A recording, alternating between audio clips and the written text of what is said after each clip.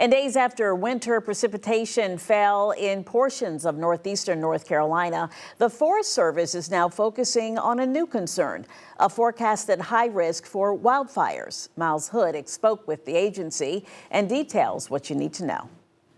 This week, fire and safety is top of mind for Phil Jackson and his team in North Carolina Forest Service.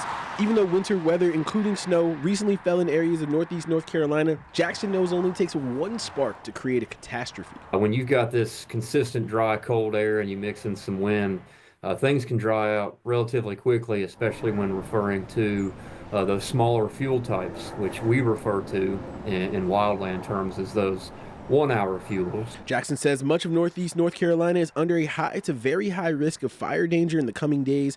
So whether it's a campfire or a debris fire in your front yard, he says residents should remember the old saying, only you can prevent wildfires. And remember these important safety measures. Stay with your fire, never leave it unattended. Also keep a water source nearby, such as a bucket or potentially a hose. A rake or a shovel, have some hand tools nearby to help you kind of control that fire and keep it one place. Keep the fire small, not tall. The bigger the fire, obviously the bigger the risk.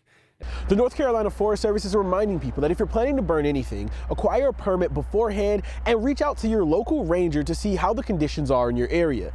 In Elizabeth City, I'm Miles Hood for 13 News Now.